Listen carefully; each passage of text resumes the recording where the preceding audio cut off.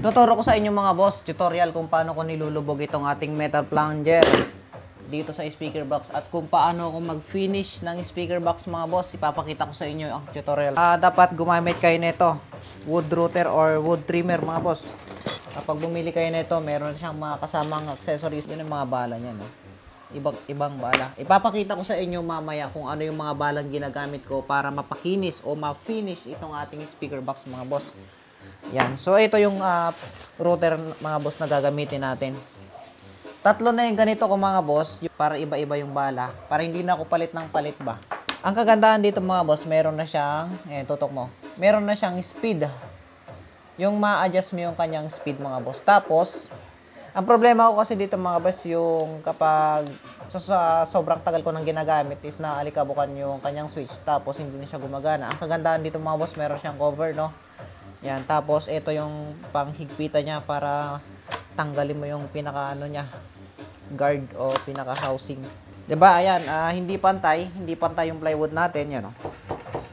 So kailangan pantayin natin 'yan para pag nagpintura tayo hindi makita yung dugtungan. Ganito lang 'yan mga boss. Ito ang ginagamit ko diyan. Etong blade na 'to. 'Yun. Tapos saka na natin ilalagay itong bahay niya. Bahay niya ba yung tawag dito? Dapat yung bearing niyan mga boss is nakalapat dito sa plywood. Nakalampas siya dapat dito sa dugtungan. Yan, yung tawag. Para dito siya gumulong para kainin niya tong nakalitaw na to. Ito siya mga boss. Yan. Na-adjust yung kanyang speed. Ayan o.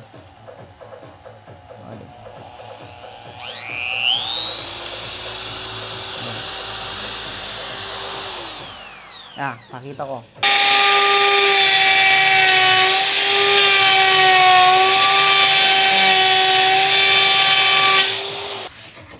Di ba? Kita nyo ba? Konting ano na lang, konting liha na lang para hindi na sumabit, para hindi na makita yung dugtungan mga boss. Susunod niyan mga boss dito sa mga panggilid na yan. Ang ginagamit natin mga boss ito. Yan ang ginagamit natin.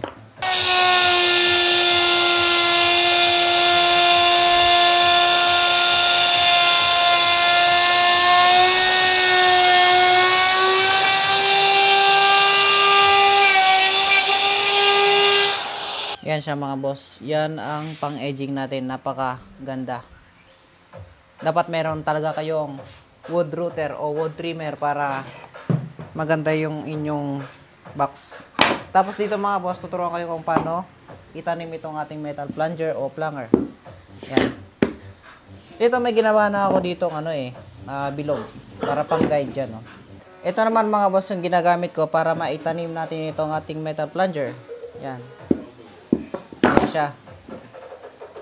Tapos, susukatin nyo muna yung base nyo. Tapos, may konting sobra para maitanim natin yung metal plunger.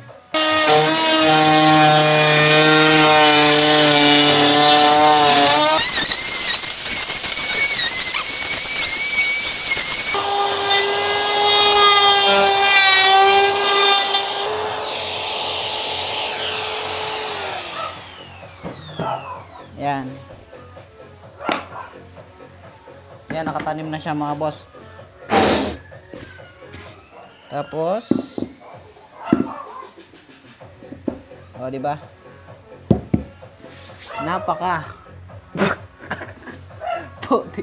Napaka-angas mga boss.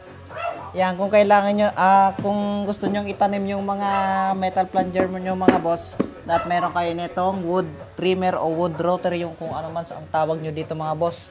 Ang magagawa nito mga boss, magtanim ng plunger, mag-finish dito sa edges, at marami pang iba. Kung gusto nyo ito mga boss, meron sa yellow basket natin na puwing pa ako. Yellow basket o kaya sa comment section.